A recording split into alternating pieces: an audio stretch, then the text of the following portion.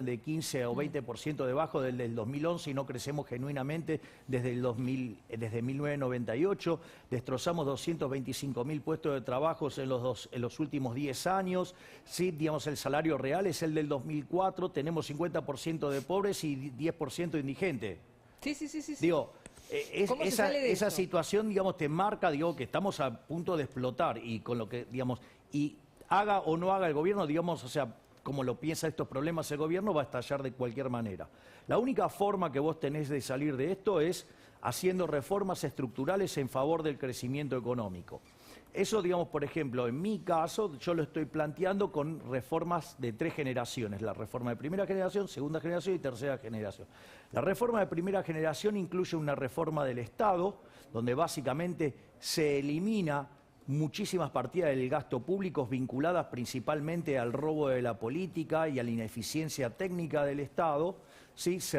Para poder bajar los impuestos, para poder volver a dinamizar la oferta de la economía, ¿sí? Además, flexibilizar el mercado laboral hacia adelante, y cuando vos tenés esas 2 reformas hechas, como parte de la primera generación de reformas, avanzás hacia la apertura de la economía. Eso lo que te va a dar es que por lo menos vas a tener 15 años de fuerte crecimiento económico. Con fuerte crecimiento económico vos podés recién pasar a las reformas de segunda generación. La reforma de segunda generación tiene que ver con la reforma del sistema previsional, para que vos no generes daño en los derechos adquiridos de los jubilados actuales, la reforma administrativa del Estado, ¿sí? Para racionalizarlo, para llevarlo, digamos, a un tamaño razonable, pagable, pero, por ejemplo, entonces vos podrías hacerlo con programas de retiro voluntario, tal que los empleados públicos se vayan del Estado, ¿sí? A trabajar en el sector privado y además con una indemnización, es decir, con un fuerte incentivo. Hay que avanzar en la eliminación del sistema de coparticipación fiscal. Y no funcionó mucho. ¿Cómo? ¿No? En los 90 se hizo y proliferaron los remises, los parripollos, las roticerías. Pero está bien, digamos, el punto está bien que lo levantes, Daniel, porque, digamos, las reformas de los 90 en algunas partes no se avanzó todo lo que se tenía que avanzar.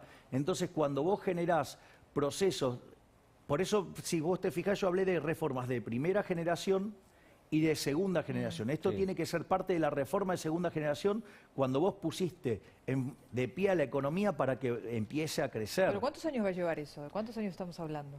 Todo el proceso para que Argentina vuelva a ser un país desarrollado demanda 35 años aproximadamente. Lo interesante es que más de la mitad del crecimiento económico se logra en 10 años. Por lo tanto, digamos, las generaciones presentes viven una fiesta, digamos, Lo que pasa es que acá solemos tener gobiernos que piensan a corto plazo porque también tiene que ver con lo que a ellos les sirve. Por o sea, supuesto. Nadie quiere una planificación a 35 digamos, años donde ya no van a no, tener no, siquiera el poder. para ver que le quieren dar al Estado. Tampoco es planificación, o sea, es dejar que las fuerzas del mercado se liberen, es ir liberando las fuerzas del mercado para que justamente este tipo de cuestiones son las que generan el crecimiento económico genuino. Ahora, podemos seguir pensando con la miopía del corto plazo y así estamos, o sea que Argentina, digamos, ha tenido recuperaciones cíclicas y después, o sea, terminamos peor. Es decir, Argentina, para que tengan un orden de magnitudes, hoy el PBI per cápita argentino, medido al dólar paralelo, es de los peores de América Latina, está debajo de Paraguay, es menos de 5.000 dólares. Vos sabés que ahora cuando termina Masinfo a las 12 del mediodía comienza Más Campo con Eleonora Col y un gran equipo, programa dedicado a las noticias del ámbito rural. Te pregunto, Javier, un tema polémico, por lo menos siempre está en todas las campañas, tema de retenciones. ¿Qué opinan ustedes del liberalismo con las retenciones? Una aberración. O sea, ¿Vos crees que hay que eliminarlas todas las retenciones, el 100%? Sí, claro. Porque se financia gran parte del gasto. Baja el gasto público. Bueno, pero a ver, y yo puedo hacer la contraparte. ¿Vos estás a favor de que haya robo en el gasto público? No, por favor, claro. Bueno, a ver, el estudio del BID muestra que la peor región del mundo en términos de ineficiencia técnica es América Latina con 4,4% del PBI. Argentina tiene 7,2%. Y no solo que tiene 7,2% del PBI de ineficiencia técnica, de esos 7,2, 5 puntos de los 7 son robo. Se los llama filtraciones. Pero no lo podés hacer de un momento a otro. Vamos a suponer que te elige Javier Milei, sos nuestro ministro de Economía. Perfecto, asumís. Dice, bueno, no cobro más retenciones. Si dejás de hacer eso de un momento a otro, se te desbalancean las cuentas públicas, porque necesitas un tiempo para bajar el gasto público. Justamente, ¿cuánto tiempo necesitas para bajar ese gasto público? No, es que, a ver... Y coincido con vos, pero no creo en los tiempos. Pero discúlpame, Daniel, a ver, cuando fue el programa de convertibilidad, la discusión que tenía justamente Cavallo con el Fondo Monetario Internacional era, mirá, las retenciones son muy importantes, el fondo le decía, no las bajes. Y lo que le dijo Cavallo es, las voy a sacar porque eso va a generar un fuerte impulso sobre el sector y el sector va a empezar a caminar enormemente. Y efectivamente así fue y terminó generando más recursos. O sea, es falso. Digamos, lo que pasa que, ¿sabes cuál es el gran problema, Daniel, acá? Que los políticos ladrones viven de cobrarnos los impuestos. Entonces, cada vez que hay que tocar un impuesto, siempre no se puede, no se puede. Pues claro, porque ahora digo, yo te hago una pregunta, Daniel, yo tomo tu sueldo y te estoy sacando un tercio del mismo. Y te digo, te lo devuelvo, ¿cómo estarías? Contento. Bueno, digamos, no, pero no contestaste, Daniel. No, por supuesto. Bueno, entonces... Si me retenés parte del sueldo y dejás de retenérmelo, y yo entiendo lo que vos decís, porque si a mí me dejás de retener un tercio de mi sueldo, ¿yo qué voy a hacer? Voy a consumir más. Bien, bueno, pero eso, ¿ves? Ahí está, está perfecto. Fíjate esto, porque suele, el Estado suele decir que en realidad, por ejemplo, te lo hago con un ejemplo, la obra pública genera empleo. Es falso. No genera empleo la obra pública genera impuestos, porque vos la tenés que financiar. Entonces, ¿con qué la financiás? Con impuestos. Por ejemplo, puede ser impuestos presentes. Entonces, te suben los impuestos hoy, te destruye consumo en otro lado. Vos mismo, Daniel, acabas de decir, voy a consumir más, por ejemplo. Claro. Otra cosa que puede hacer es financiarlo con emisión monetaria, o sea, con generar inflación, es decir, un impuesto a los que menos tienen, o sea, el más regresivo de todos los impuestos, porque castiga entre 25 y 30 veces más fuerte a los más vulnerables. O lo puede financiar con deuda, una inmoralidad total y absoluta, porque lo hace sobre las generaciones futuras, sobre gente que ni siquiera vota, gente que no vive, gente que ni siquiera nació.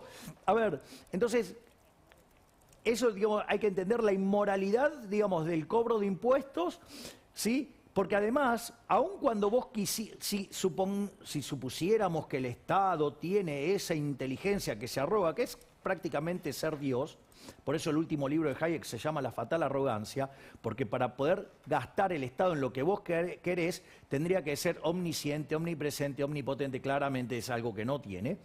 Y entonces, pero al margen de eso, aun cuando gastara en lo que vos querés, en el medio no deja de pasar el dinero por las porosas manos de los políticos. Y aun cuando fueran honestos, tampoco lo podrían hacer bien, porque nadie puede gastar bien el dinero de otros en otros, que es lo que hace el Estado, ¿sí? Y además avanza sobre tus libertades individuales porque no te deja disponer del fruto de tu trabajo. Es decir, cuando vos te pones a pensar, el Estado es un ente monstruoso, ¿sí? Y que debería de largo plazo ser eliminado, ¿sí? Es decir, yo de hecho filosóficamente soy anarcocapitalista, yo considero que el Estado es nuestro enemigo y que hay que llevarlo a la mínima expresión y que esa mínima expresión tiene que contener el cero. La tecnología determinará cuánto puedo eliminar el Estado. ¿Qué pensás vos y qué piensa tu partido sobre algunas cuestiones sociales como el matrimonio igualitario, ley de cupo trans, la ley del aborto? Bien, vamos por partes. O sea, yo voy a contestar estrictamente por mis opiniones, ¿sí? Yo no me voy a rogar la respuesta de nadie. Pero vos no liderás tu No, bueno, está bien, digamos, o sea, está bien.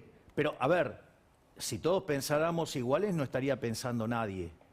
Y sería, digamos, bastante autoritario. Entonces yo, digo, sí puedo dar fe, digamos, de los valores que están en mi espacio en general. O sea, no existe la coincidencia 100%. Ahora, primer punto, matrimonio igualitario. Vayamos por partes.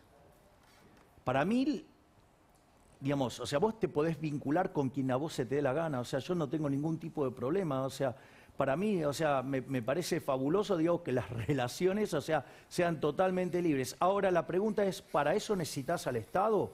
Pero esto ya no es con el matrimonio igualitario, sino con todos los matrimonios. Es decir, ¿por qué tiene que estar el Estado regulando las relaciones de los seres humanos, que algo que además se da puertas adentro? ¿Por qué el Estado regula las relaciones? Ah, no, ¿y por qué tenés que, digamos, el matrimonio igualitario, que es en realidad, o el matrimonio civil común? O sea, es el Estado metiéndose adentro de las relaciones de los seres humanos. O sea, yo digo, o sea, como no creo en el Estado, o sea, tendría que ser libre y vos te podés vincular con quien quieras. ¿Pero por qué se mete el Estado? Yo decido si me caso o no. Sí, pero con está otro ser regulado, humano. hay leyes. O sea, vos cuando, digamos, te casás tenés que cumplir determinadas condiciones que te impone el Estado. Cuando te separás también tenés que, digamos, ¿o acaso no hay ley de divorcio y todo eso? Sí. Bueno, pero Ok, ¿y eso claro, qué es? pero Es el se Estado supone que metiéndose uno- adentro de tu relación. Eso, por ejemplo, contamina, ¿sí? El diseño contractual del matrimonio civil convencional, ¿sí? Digamos, con su contraparte, que es el divorcio, que es digamos, deshacer el vínculo de manera metiendo al Estado en el medio. Eso, por ejemplo, genera comportamientos perversos que se llaman moral hazard, que vos, estando adentro del contrato, te comportás distinto de cuando... Pero nos estamos yendo. ¿Vos No, estás a no, favor no, o en contra no del nos matrimonio estamos yendo, igualitario? porque, digamos, cuando vos tenés la relación abierta, ¿sí?, es excelente. Y después, cuando está el contrato, suele empeorar de manera ¿A favor sustancial. o en contra del matrimonio igualitario, Javier No, Milei? no, no me hagas decir cosas que no diga. No, es una Yo estoy yo no estoy, lo que yo no estoy a favor es de la existencia del Estado regulando las relaciones de los seres Pero entonces, humanos. ¿cómo se Y eso casa? vale para... O sea, estás en contra del matrimonio, digamos. Claro. Estoy en contra del matrimonio. general. Claro. Ok. O sea, yo estoy en contra del matrimonio. O sea, digo, yo no creo en el matrimonio como institución. Me parece una institución aberrante. Ahora, después, porque yo considero que yo puedo estar vinculándome con todas las personas libremente sin que se meta el Estado adentro de mi vida. Ahora, O sea, Javier, yo eso, pero coincido no, con quiero vos aclarar. respecto a la Entonces, ¿eso qué institución quiere civil. decir? Que yo, digamos, me puedo vincular, digamos, vale, con cualquier tipo de ser humano, sí, que tenga la decisión sexual que se le antoje, que se autoperciba como se da la gana. Total, es un intercambio voluntario. Mientras que los intercambios son voluntarios, vale todo. Claro. ¿El aborto? Con el tema del aborto estoy en contra. ¿O se hubieras votado en contra del aborto? Definitivamente, porque ¿Y qué para mí pasa es con un esta asesinato... ampliación? ¿Qué pasa con la ampliación de libertades y lo de hacer lo que cada uno quiere con su Ok, cuerpo? mira, a ver, yo entiendo, digamos, la mujer tiene derecho sobre su cuerpo, pero, digamos, el nene que está dentro no es su cuerpo. Esto es como, por ejemplo, yo decido hacer un viaje en avión, entonces me voy a España. ¿Yo soy el dueño del avión? Sí. Te invito a subir al avión. Ahora sucede que en el medio del viaje, cuando estamos pasando por el Océano Atlántico, ahí decido ejercer mi derecho de propiedad sobre mi avión. Y te digo, andate. Claro. Es un asesinato, dale. Y desde tu punto de vista como liberal, ¿no? Digo, a ver, hablar de la no, intervención del pero Estado. Daniel, déjame aclarar Sí. esto porque es importante. Quiero que sepan que, digamos, esto es un debate dentro del liberalismo. Sí. No es que los liberales, digo, porque he escuchado a algunos imbéciles decir, no, porque los liberales tienen que estar a favor del aborto. No, hay liberales que estamos totalmente en contra del aborto porque es violentar el derecho a la vida, porque es ir contra el respeto irrestricto del proyecto de vida del prójimo, y tengo, digamos, o sea, y me ampara, digamos, la biología, por decirlo de alguna manera, y la matemática, ¿sí? Y obviamente la filosofía. Pero al margen de eso, quiero señalar que no es un debate cerrado, o sea, es algo que Entiendo. se debate. Ahora, te hago una pregunta muy en cuestión en estos días, ¿no? Tema pandemia. Vos sabés, justo la vacuna contra el COVID no es obligatoria, pero hay otras vacunas que son obligatorias en Argentina porque el Estado te dice que hay un plan de cronograma, vacunación. un plan de vacunación obligatorio, Claro. que los chicos deben cumplir hasta determinadas edades. Eso de alguna manera el Estado te dice, te vamos a vacunar o no. ¿Qué opinás como liberal? De si una madre o un padre no quieren vacunarse o vacunar a sus hijos. Pero, a ver, de vuelta. Porque también esto- eso también es un tema de debate, de intervención del Estado sobre... Pero las decisiones absolutamente, personales. es un excelente punto el que haces, Daniel, porque lo que siempre se tiene que discutir en este tipo de cuestiones es, vos, por ejemplo, cuando me haces esa pregunta, ¿me preguntás a mí desde lo filosófico o me preguntás en el plano real? Ejemplo, si yo te contesto desde lo filosófico, digo, ¿qué tiene que estar haciendo el Estado interviniendo en mi vida? O sea, ¿qué hace que, digamos, yo cuido a mi familia de la forma que me gusta, como se me da la gana, lo hago estudiar de la forma que se me da gana y todo lo que sea, ¿sí? Ahora, ¿cuál es el problema? El problema es que hay estado de bienestar. Cuando vos tenés estado de bienestar y además, como parte de ese estado de bienestar, se ocupa de la salud, naturalmente eso implica que esas externalidades que vos podés estar causando con determinadas enfermedades, como no las internalizás vos porque no está diseñada la sociedad con el formato de una sociedad anarcocapitalista, la va a tener que pagar otro. Entonces el Estado en esos casos lo que hace es buscar minimizar el daño sobre la sociedad porque se supone que el estado de bienestar en ese mecanismo suple el seguro que no te dio el sector privado y porque... Entonces, ahí, por ejemplo, ¿qué tendría que hacer el Estado? Tendría que hacer testeos masivos y vacunación masiva. Lo que pasa es que como estamos con un gobierno ladrón, el año pasado no testeó lo suficiente porque como la de ellos no se toca, no se testeó suficientemente. Y después, digamos, o sea, repite el error al otro año, o sea, este año, sí, con poca vacunación. Javier, volviendo al tema económico, sabemos que al dólar se lo está manteniendo tranquilo y así todo, el dólar blue sobre todo sufrió una disparada. ¿Qué va a pasar después de las elecciones? A ver, lo que pasa que lo que hay que comprender es que no sube el dólar. En realidad lo que está pasando es que pierde poder el peso. Es decir, vos de cara al futuro, vos tenés un montón de elementos que hacen que la oferta de dinero en la economía va a ser más grande y la gente no quiere el peso. Consecuentemente eso genera un exceso de oferta de pesos que hace que el peso pierda valor y todos los precios expresados en unidades monetarias suben. El dólar es un precio más. O sea, y de hecho, que se te agrande la brecha significa que te está cayendo más todavía la demanda de dinero. O sea, y si vos a esto le sumás que Argentina fue expulsado de los mercados financieros porque pasar a la categoría de standalone es lo mismo que ser un paria, ¿sí? Es lo mismo, digamos, o sea, estamos más solos que Adán en el Día de la Madre. Bueno, en ese contexto la tasa de interés natural de Argentina es más alta y por lo tanto lo que eso, una de las cosas que genera es caída de actividad, caída de empleo, caída de salario real, caída de la demanda de dinero y por ende un salto en el tipo de cambio. Si haces la cuenta de tu salario dolarizado hace un par de años con respecto a este año, la pasás mal. La pasás pésimo. Ni te cuento si haces la cuenta o cómo vivías en 1998 o 1999. Tengo otra pregunta relacionada con la economía. Javier, mi intención es incomodarte, sos candidato ahora. No, pero está perfecto, digamos, o sea, que yo me enojé, No, ya sé. Pero te pregunto. Digo, yo te estoy contestando todas las preguntas, lo que pasa es que algunas requieren... Yo estoy en contra del CEP, no me gustan los cepos, no me gusta que me obliguen a ahorrar en determinada moneda. A mí tampoco me gusta que hagan eso, el Estado que intervenga en ese tipo de cosas. Ahora, hablo con economistas del gobierno y dice, bueno, el dólar es un bien escaso, tenemos que poner un cepo porque no hay dólares. O sea, vos sos ministro de Economía, sacás los cepos, no tenés dólares, y la demanda se te viene encima y no tenés cómo satisfacerla. ¿Qué medidas hay que tomar transitorias? Bueno, ¿no? Porque lo ideal es no tenerlo, pero para llegar a eso. A ver, si casualmente, digamos, es un bien escaso, o sea, las retenciones lo que hace es achicarte más la oferta de dólares, porque los productores de bienes exportables van a exportar menos porque están siendo castigados.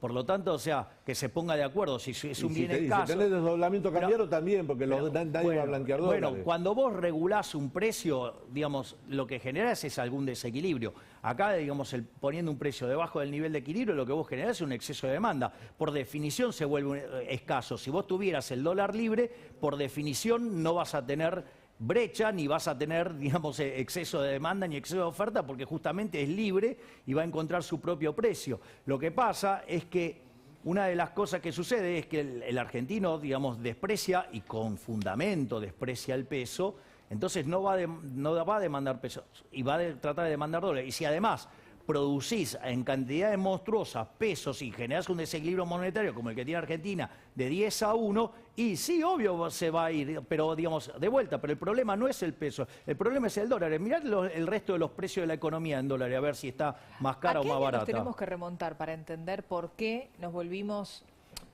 adictos a ahorrar en dólares? Por lo que vos decís, porque nuestro peso cada vez vale menos, pero vos vas a Brasil con dólares y no te dan bolilla. Claro, porque tienen confianza en el real, supongo. No les interesa. Bueno, a ver, lo que tenés que comprender es lo siguiente. A ver, el punto es, acá había una frase emblemática de Lorenzo Sigot, que dijo, el que apuesta al dólar pierde. Sí. Y si vos apostaste al dólar, ganaste siempre. O sea, digamos, nunca fue negocio quedarte con los pesos. O sea, y los cepos básicamente existen, que es una medida muy inmoral, que tiene que ver con forzarte a demandar pesos de manera más alta para aumentar la base imponible del impuesto inflacionario. O sea, es una aberración. O sea, entonces, ¿dolarizar la economía argentina es posible, Javier? ¿O es una salida? Bueno, de hecho yo soy partidario de eliminar el Banco Central.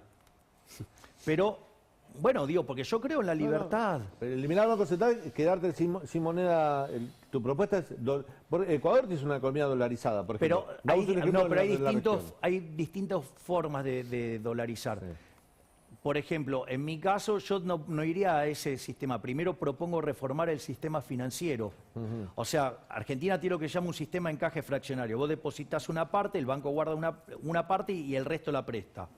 Yo estoy proponiendo primero hacer una reforma del sistema financiero, yendo a lo que se llama banca Simon. Hay un almacén de valor que vos dejás el dinero ahí y lo retirás cuando se te da la gana y pagás un fee. Y hay una banca de inversión donde se resetea todo en el mercado. O sea, vos que te gusta ganar tasa de interés, bancate el riesgo. O sea, al que le gusta el durazno se tiene que bancar la pelusa. Cuando vos haces eso tenés un sistema que es anticorridas, ya no hay más corridas. Porque no está el problema de la intermediación de plazos con restricciones que implica un banco central regulando un sistema de encaje fraccionario. Ahí te puedes eliminar todas las regulaciones, ir a una competencia de moneda y lo que va a suceder, desde mi punto de vista, esto es lo que yo creo que los argentinos ya eligieron cuál es su moneda. La moneda elegida por el argentino es el dólar. Entonces vos liquidás los pasivos del Banco Central contra sus activos y automáticamente no tenés más Banco Central, quedaríamos operando con una banca libre, dolarizados, por lo tanto sería el fin de la inflación. ¿Por qué? Porque no tendríamos más a los políticos, ¿sí?, estafándonos con el impuesto inflacionario, que dicho sea de paso nos roban entre 5 y 6 puntos del PBI. Por lo tanto, aquellos que digan que eliminar el Banco Central es una locura, que vengan y me expliquen por qué justifican que los políticos nos roben entre 5 y 6 puntos del PBI con impuesto inflacionario. Bueno, va a estar linda la campaña ¿Qué te electoral. parece? Va a ser el año de elecciones de término medio. Sí, Javier muy Milei va a bien. ser candidato en la Ciudad de Buenos Aires. Una propuesta también que se suma al debate político. Hay que celebrar que haya propuestas Sí, también. por Si no supuesto, decimos por siempre supuesto, los mismos. Por Bueno, supuesto. Uno puede estar, yo no, digo, uno no tiene por qué estar como periodista a favor o en contra, como para ciudadano. nada.